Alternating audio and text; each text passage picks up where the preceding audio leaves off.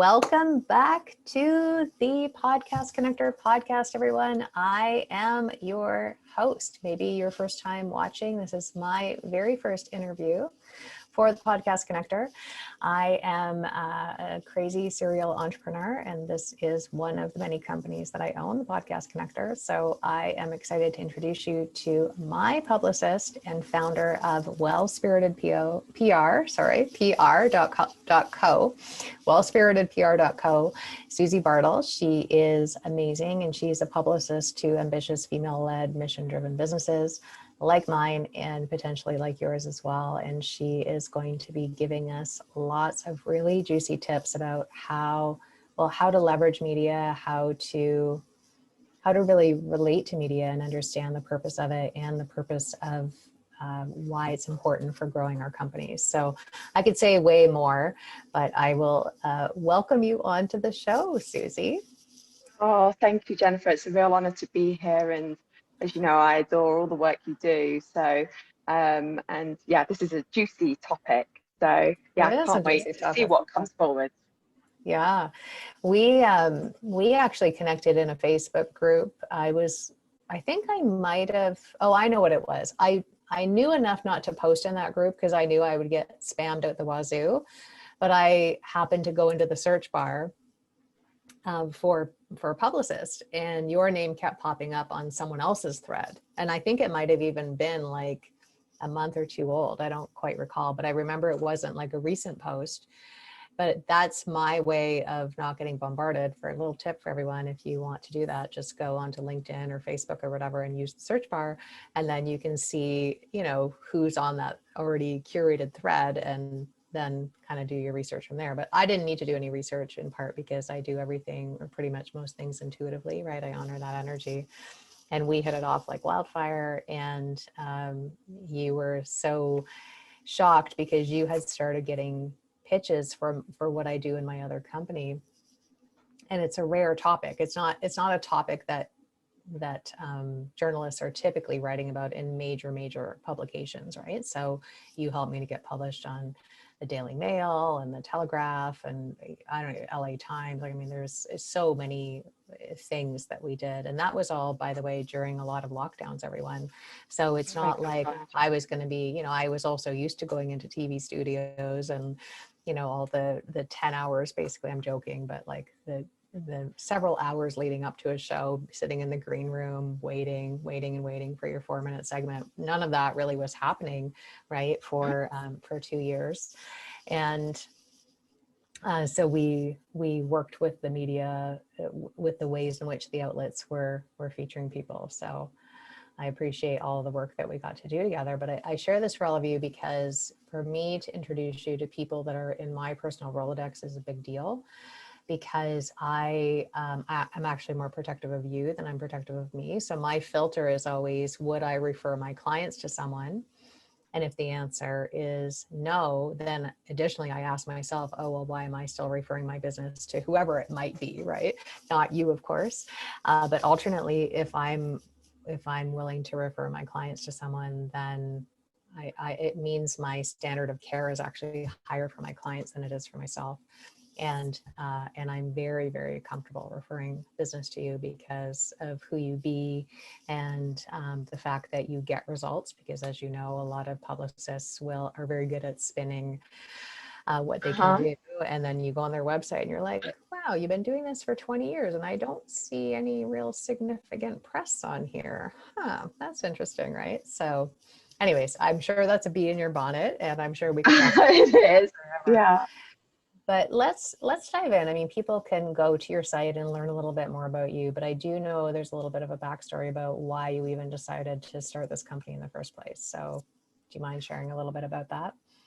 It would be my pleasure. I think, I really think it's so important that people do share why they start their business. And you wouldn't believe how many people that come to me and they want to talk about how great they are at something. And I'm not going to do that because nobody really cares about that so much. They want to know, like, why you do what you do, and then they buy into that. So I'll go into that now. But so a bit of a backstory. So I've been doing PR for 20 years or so. was one of the unusual ones who have continued in the career that I studied at university. And I worked on, I don't know, household brands. I won't go into the whole pitch, but well-known brands. Like I worked on the For a Women campaign, which was a really emotive female-led campaign, and lots of other brands that you will have heard of.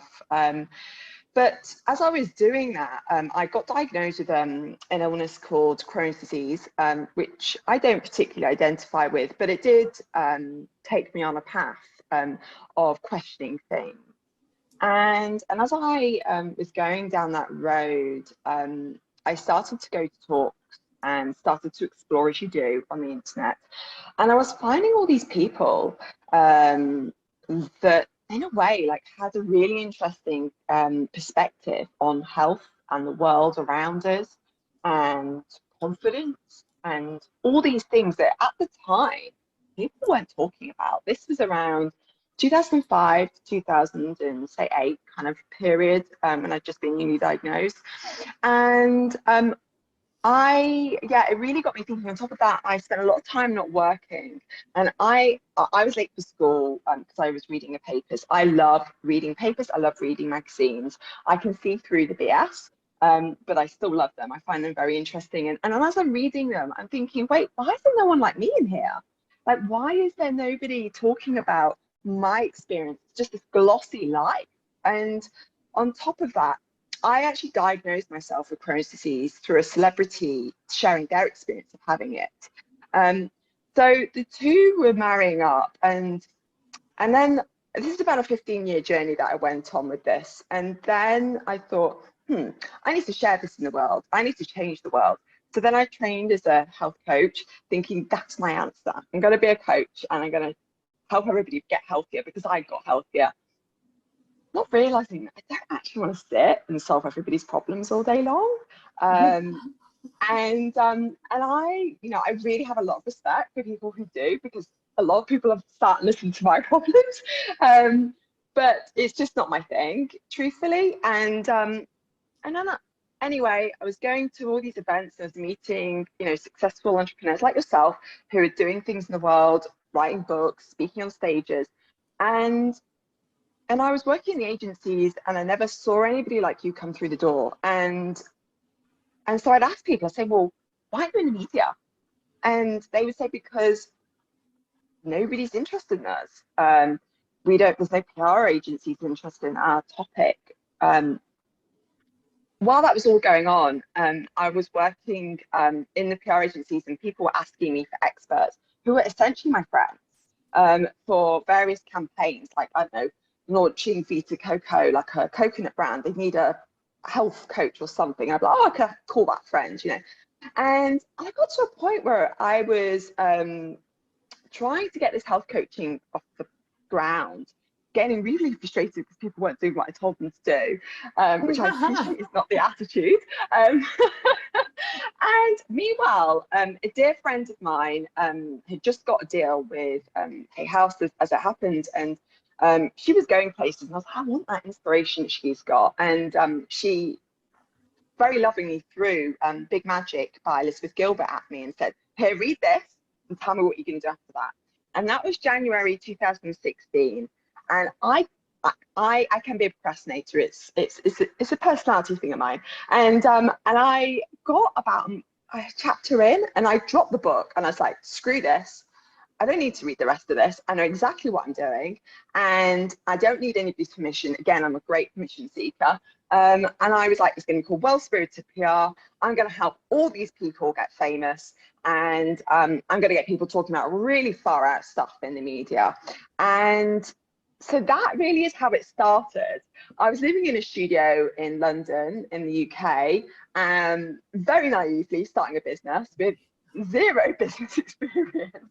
Made all the mistakes in the book, but 7 years later we're still going, and we've had people featured in the likes of BBC, through to CNBC, through to Vogue, and the list goes on. And I'm really passionate, and just talking back to what you were saying earlier, Jennifer, is what I'm really passionate about is not just getting people like loads of random places in the world, and so they can say, oh, I got featured in this random blog in the middle of nowhere. No, what I'm really passionate about is talking about things in the mainstream media, because the mainstream media is the most powerful media. That is the one that everybody's reading. And truthfully, the thing is that we don't really realize is that the thing that really affects our psyche the most is the media. And so if we can get in there, in those big outlets, that's where the big change can be made. So anyway, that's my story from where I started and to where we are today. Really, very much doing something similar. I've honed it down now to particularly females, because I think it's females that really need the voice. The media is owned by men, and we still don't have equality in the media. I'd love to say we do, but we don't. And women are awesome, and they are doing really cool things in the world. And I love being an ambassador for ambitious women doing those things, particularly right now, which I think is a really important time in the world where we're going on a bit of a different trajectory. We're starting to really question things. And I'm really excited to talk about anything from Acacia Records through to ethical swimwear. If you're doing something that's changing the world for the better, let's get it out there. And let's share your story as well while we're at it. So.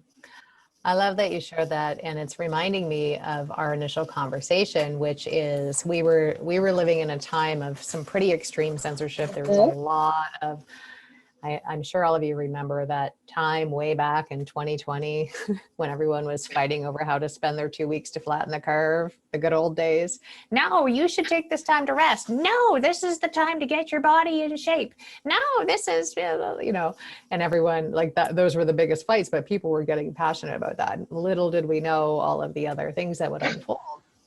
With that being said, I was used to doing PR where I had to speak about things that I had almost zero passion for in order to get on certain shows, to build the strategy was get on certain shows to build the assets to then be more appealing to the other shows, and then still talk about things you don't want. So maybe 5 years into your PR strategy, we'll be able to finally let you speak about all the woo things that you speak about. So I had said to you, look, I can't, I just like viscerally, it's almost like it won't come out of my mouth unless it's true, right? Like I can't even censor myself at all. So how do you imagine pitching someone as woo as me? And you're like, yeah, I totally have all these ideas and I already have people reaching out. And you know, so it was beautiful because you got to fulfill your side of things, like what lights you up, meaning, you know, really giving voice to the best kept secrets of certain industries that actually are changing the world and are actually genuinely service driven businesses that truly want to change lives. And I really needed to have someone that understood me enough to know how, because I think some publicists, and with love, and this might be offensive to people, I think some publicists can be lazy, right? So unless they can pitch you in a way that makes their life easier, they won't pitch you. Whereas you're taking the perspective of, no, it's my job to figure out how to pitch you. And I do know how to pitch you, and you'll be completely intact with your message. You won't have to compromise yourself at all. It's my job to figure out how to pitch you. And I think that is a big thing that sets you apart from, I would say, almost all PR companies. I'm not saying I've had encounters with everyone, but of the ones I've had, you are definitely standing out in that area. So thank you for that, because we've all got enough to worry about, right? Having to censor ourselves constantly and dull down our zone of genius or make it palatable for some, you know, magazine or whatever. It just doesn't land for those of us that are really committed to being thought leaders. And it doesn't really work, Jennifer, because at the end of the day, and you do tell this story as well around when you were once on a TV show and they're really interested in you, and then you were like, oh, what's your website, Jennifer? And you were like, oh, Soul Journeys, and they were like, oh, that's a bit far out.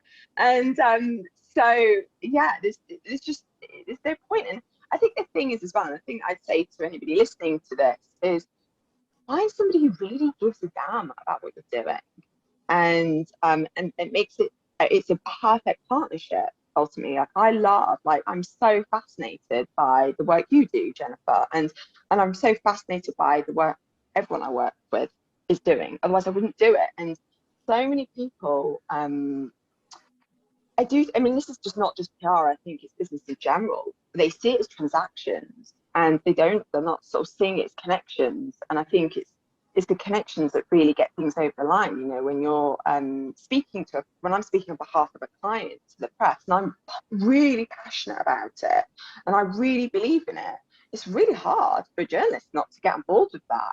If you're like, oh yes, we've got this and it does that, and would you like to have a look at the spec of the product? They're just not going to be. And that's why I think it's really important that people share stories, because there's a million people out there doing a lot of the same things, but the thing that defines people is their story, and that's the thing that pulls people in the heart as well. And that is the thing that I think a lot of, and again, I don't want to just discount other PRs because there's a lot of great PRs out there. And I think the thing that I'm really passionate about is sharing people's story, because that's really what creates change. When somebody reads about somebody's story and they're like, wow, that's me. Because they don't really, and I mean this with all the love in the world, they don't really care about you. Like, they might see you, Jennifer, and they'll see your profile and they'll be like, oh, that looks interesting. But they probably in the next sentence won't remember your name. They'll be remembering the story, like, I don't know, I hate to say it, the breakdown to breakthrough story, for example. They're like, oh my God, I so identify with that. Therefore, that's the person I want to work with, rather than, oh, this is what I can do. And yeah, and a lot of people, and again, it takes courage to do that. A lot of people just want to be featured in Forbes. Let's say Forbes, for example, as the top, I'm just going to use this as an example, top life coach in the world. No one's going to write about that. It's not even a story. I'm not even interested in the top life coach in the world, truly. I want to know about what you did. And it's the same, using somebody really well known like Oprah Winfrey. Like, we're interested in her story. We're not really just interested in what she does. It's her, like, what she's overcome, you know, what her career, all the different things that have happened in their career. Yeah, and a lot of people want to go into the media to be famous as well. And that, if you want to be famous, I am not your girl. It's really not the thing. You should be going into the media to be of service. This is all about being a service to the world. And not everybody's going to want to work with you, but there are some people like me who might read your story and diagnose themselves with something. And if you want to be of service, and I think it's really important to get yourself into the media as well. And yeah, I feel like I've gone in some kind of convincing spin now. Why media is so important.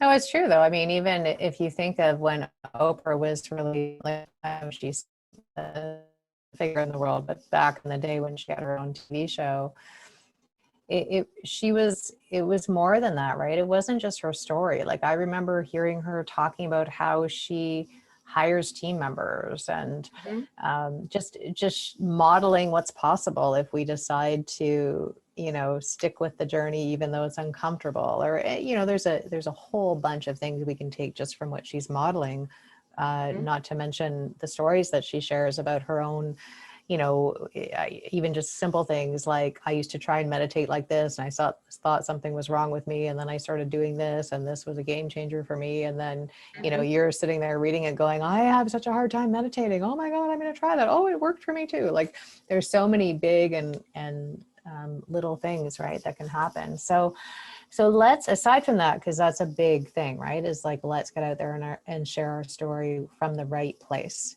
right, which is to be of service. And we're just using the platform as a conduit to carry our story out there, right, in the spirit of helping people. What other tips can you give people about the value of doing PR and landing major media? I think the other thing as well is thinking about your so many. I'm just trying to think what's the best one, really. I think the other thing as well is to think about what change you're trying to create for the people. So a lot of people are scared of the media. The media has a really dark energy, and I do get quite a lot of people coming to me quite fearful, like, what if I like get famous overnight? Oh my God, what if I get trolled? You know, all of this stuff. And the thing that I would say is just so much tip, I guess it's more a piece of advice, is that, you know, I keep referring to Oprah, but you know, she wasn't built in a day. You know, you're not. That's not going to happen overnight.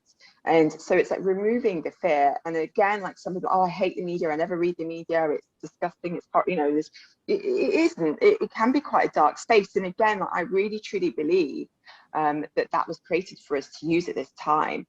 So again, it's like removing those fears and thinking, wow, like this is here for me. This is a platform I can use. It's like thinking about social media. We all use social media. I'm sure we've got lots of questions about social media, but it's using that. And so I think that would be the other thing. But I really go back to the story piece. I think it's really connecting with your story and allowing someone to share that, because if you're not ready to share your story, and believe it or not, a lot of people aren't.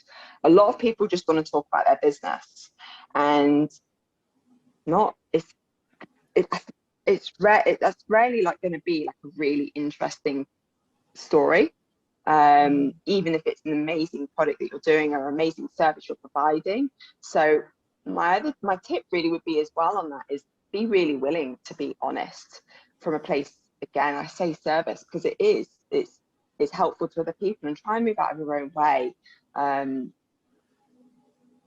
Yeah, but again, don't expect to be famous overnight. I mean, Jennifer, you've been placed in some amazing places, but you've been doing this a long time. I mean, when you first started out, were you always getting featured in big places? Well, no. And I was thinking about Harrow, right? For those of you that know Help a Reporter Out, and Susie, I'm sure you know that place, right? Like they're Yeah. always looking for pitches. And back in the day, I used to try and pitch them, but I didn't really understand the angle of how to, like, they spelled it out. Here's the story we're looking for, but it's still about that. How does that help them write a piece that helps their listeners, right? Like there's a certain psychology that honestly, I'm not interested in spending time figuring out. I'd rather just delegate it to someone else, so to speak, and say, you're the authority in this space. You figure out how to pitch me so that it works. But in the beginning, I brokered a lot. Like I know how to pitch to podcasts. I always have, right, for years, in part because I've been a host of various radio shows over the years and different podcasts. So I know what it's like to get crappy pitches. So I know by virtue of what I like to receive and what I don't, and then what has worked for me, I really am pretty good at pitching that stuff. So getting that kind of media, and that's amazing media to get, is one thing. I'm also someone that learned a long time ago as a CEO that I had to just be willing to knock on doors, even if the answer was no, because if I didn't knock, the answer was already going to be no. So what's the worst, like similar to your troll situation, right? What's the worst that's going to happen? So like I do Facebook ads occasionally for my other company, and occasionally we get people laughing on it or making comments or I hope you die. And I literally have complete neutrality around those. It means nothing. I don't take it personally. I don't even know if they're a real account, but even if they are, I have compassion for them. Wow, like this is the highlight of your day, is finding Facebook ads, because it won't just be mine, right? To comment on and wish people dead or whatever they're saying, right? I genuinely, I mean, if there were death threats, which there hasn't been, that'd be different. But I don't take any of that stuff personally, because I stay in my lane and I stay focused on my mission. So I really don't even pay attention to that stuff. I ask my team to scrub my social media every once in a while, not because we're trying to hide anything, but because it's offensive, I think, to other people to land on that, right? Like it's jarring to their energy to land on an odd comment. I know when I've been on a YouTube channel, for example, and there's some really crappy spammy comments on the thing, it's just kind of like, ooh, like the video is of value, but like I don't know that I want to. It's hard to read these comments, kind of a vibe, right? Point is that I really genuinely, I'm not saying it's impossible. I'm sure there are some people that are just natural at it, but I really don't think as service providers, we have a lot going on in our head. We often have imposter syndrome, or things like there's already people talking about this. what value am I going to add to the conversation, or what else can I say, or why would people want to hear from me in the first place, or I don't know if I'm qualified enough to speak about this, or who's going to want to listen to me anyways, or is there room for me, am I good? I mean, there's all kinds of monkey mind stuff that is going to go on through people's heads. And I think that's really the stuff that prevents them from being able to even understand how they could pitch themselves. So you kind of take care of the heavy lifting of the tactical things. And of course, it's my job or some other thought leader's job to get our mindset in check so that we aren't sabotaging the efforts, right? But you already know how to do that. So it's going to take me like in anything I do, whether it's, you know, when I first got into real estate investing or just anything like that, I eventually just say my time is worth too much to me to spend 5 years trying to figure this out. And if I was meant to be a natural at it, I would. So I'm just going to go find someone that's really good at this and ask them to be the shortcut for me, either because they're teaching me how to do something or because they're doing it for me. And I think anyone listening to this will recognize the value of that. That's also why you're with the Podcast Connector, right? You could pitch your own podcast, but you value your time enough, and you also, you know, recognize there's a value to someone else having already brokered relationships with gatekeepers. So why would we try to recreate the wheel, right? Why not free up our time to stay in our zone of genius? So for me, it's building companies and teaching my clients how to scale their companies and sell it and various things like that in my other company, and, you know, certifying people and doing various things like that. So everything else that isn't my zone of genius, I just delegate it out. Well, I think that's really smart. And I think as well, like when it comes to PR, there's going to be a lot of rejection, and it's not personal, it's just what happens. And if I could pay someone to like just receive all of that and do all the pushing, then I would certainly be doing that. And yeah, I think it just makes lots of sense. But you could do yourself. That's the other thing as well, that a lot of PRs have, I've noticed, are quite sort of precious, like, oh no, only I can do it. And my ego isn't big enough to say that I'm the only person that can do it. You know, like as you've even shared, you can do your own PR, and if that's something that you'd like to do, then absolutely go for it. And if there's somebody that's on your mind you want to contact, my encouragement is just do it. Like just contact them today, because you don't necessarily need to pay someone off the boots just get into the press necessarily, but it can help for sure, because it's a shortcut. And hey, like who doesn't need more shortcuts in life? But yeah, you will receive a lot of no's, and you know that can be really hard for people. And the thing is, it's not a personal thing, it's just what happens. But again, like if you can give that to somebody else, then I would definitely do That's that. a good point. See, I never got to see the no's. Not that truly wouldn't have mattered. I'm so used to no's. No's mean nothing to me. They just are, it's just information to me. It's like, oh, okay, that door won't open. I'm not going to stand here and keep trying to opening a door that won't open. I'm going to go either through the doors that are already open, or I'm going to go and try and open some new doors, right? So I really just treat all yeses and nos as information, or maybes or no shows or whatever. It's just all information. That's all it is. It's just neutral energy. Whatever I place onto it is my choice. If I choose to be a victim, if I choose to feel slighted, if I choose to be offended or any of that stuff, it's all a choice, right? But that is one of the side benefits, which I forget about, right? Is that, yeah, you don't have to be flooded all week with, like, if you make 100 pitches, you're probably going to get, I'm guessing, at least 90 no's. Yeah, and I will also add this, and this is probably why I do what I do, Jennifer, is that a no is never a no to me. It's just a no, not right now. But when it's you and it's your baby and it's your business, it can feel like, oh, stab in the heart. And to some people, I think that you've done enough work on yourself, Jennifer, to necessarily take it that way. But a lot of people do.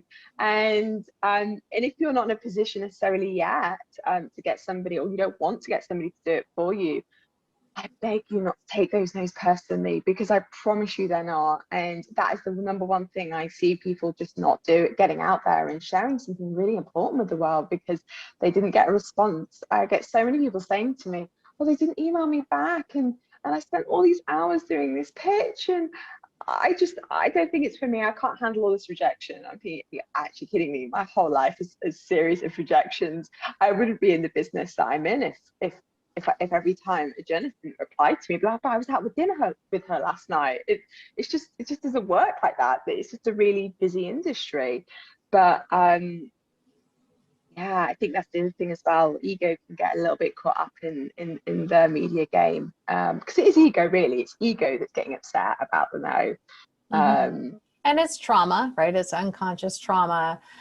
We tend to, in business, this is just years of me doing business coaching, like we unconsciously are expecting someone that has traumatized us to be on the other side of something. So even with client attraction, we're unknowingly always bracing for criticism because our parents criticize us, or we're already bracing to not be the first choice because every time we were in the schoolyard and it was recess, we were always the last to be picked for the dodgeball thing for recess, or do you know what I'm saying? So there's a lot of unconscious trauma that can get triggered for people when they're experiencing rejection, because what they hear is really their parents' voice, for example, or a teacher that was really mean to them, or schoolyard bullies, or a boss that was just nutso, or whatever, right? And so it's more than just the no. So I hear what you're saying, and I think for some people it can definitely be ego. Like, don't you know who I am? How dare you? Like, you should be, tripping over yourself to feature me, my things. But I think for most thought leaders and experts, it's really more of the unconscious trauma.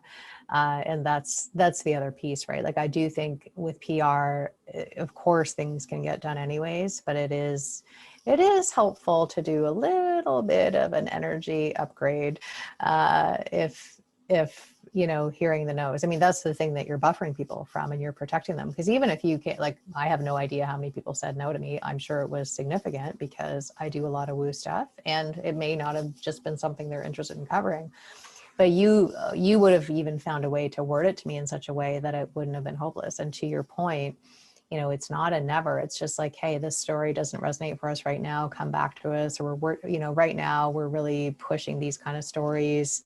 We're probably going to push that kind of story in the fall. Come back to us, right? So a lot of times it's just a redirect. And I think there really isn't anything, such a thing as rejection. I think there's only redirect, because if we look back on our lives, even with people we've dated or jobs that we got passed over for when we thought we were clearly a shoe-in for a job, or whatever the case may have been, that in hindsight, and it's usually only in hindsight, we can look back on that and say, oh, I'm so grateful that I didn't get that job, or that relationship ended, even though it might have been painful, or whatever the situation was, because it led me down this other path.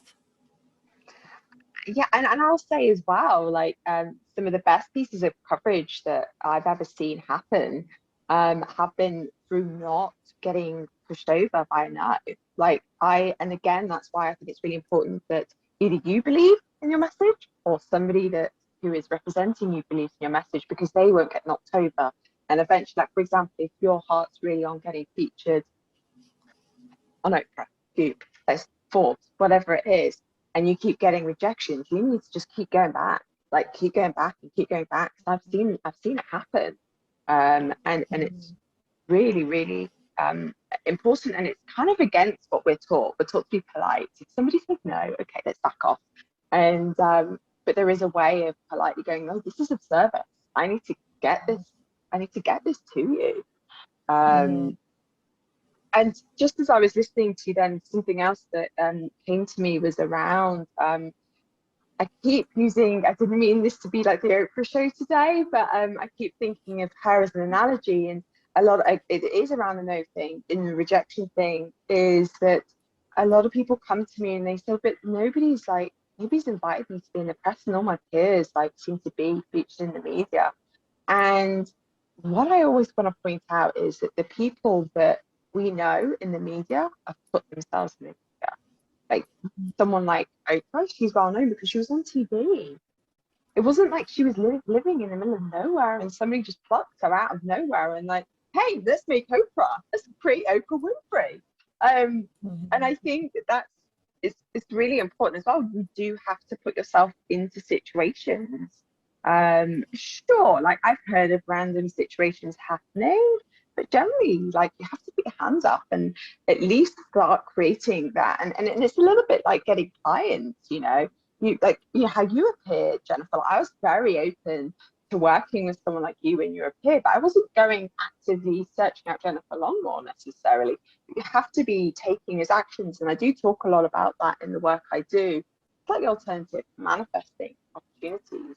And you have to be in that energy of just being really open to receiving, rather than the victim mentality of sitting around and hoping someone's going to bang on your door one day and go, "Hey, do you want to be on the Oprah show today?" Because that's not going to happen, honey. I think I'm thinking too, like, and for all of you listening, you may already have a sense of this. It's just because I've had a lot of behind the scenes that I'm going to share this. Uh, talking to many producers when I've been in a gazillion green rooms, and just various things that there's a certain language, like a certain caliber of media really kind of expects to be pitched a certain way, and they get pitched all the time.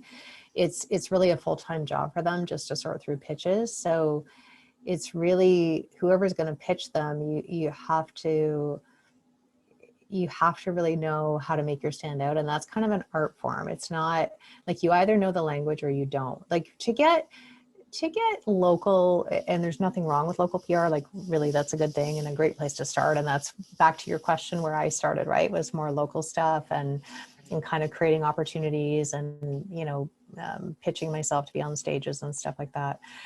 My point is that at a certain caliber of media, they're just so busy. Like they could dedicate a whole team just to sifting through pitches and they're not going to get back to you, not because they are trying to be rude, but they're too busy.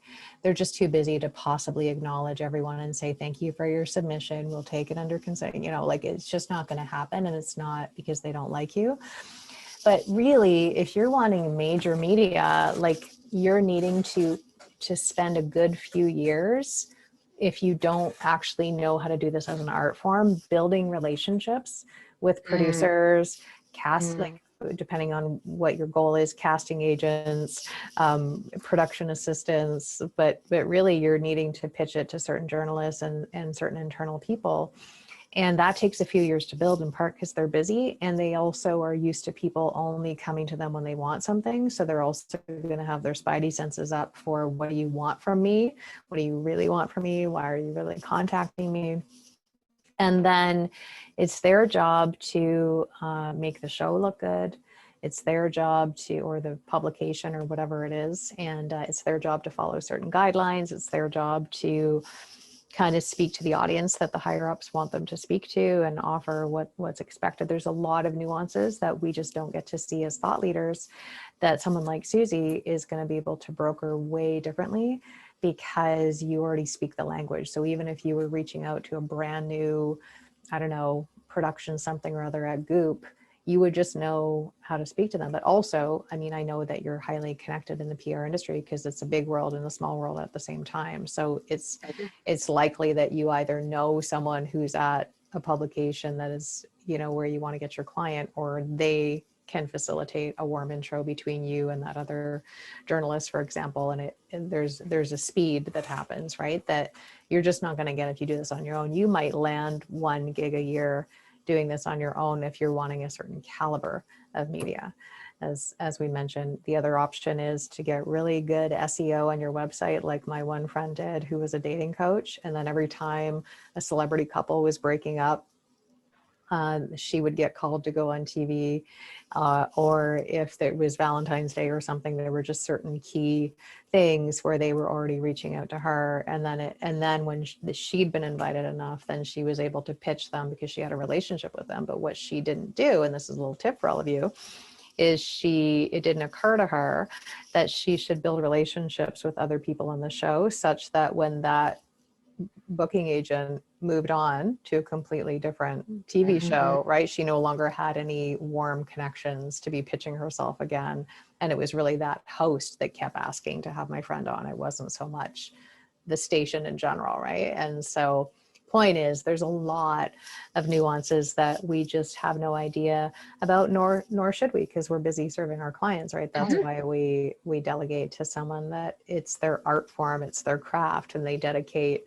Like, I know you're just really passionate about it, and you're always sharpening your saw because you care enough to do that, right? And that's I think that's what's different about any of us that are thought leaders. So we can definitely respect that. We could talk about this forever, but I do want to say that Susie is our exclusive preferred vendor for PR and publicity for what should be obvious reasons, I hope.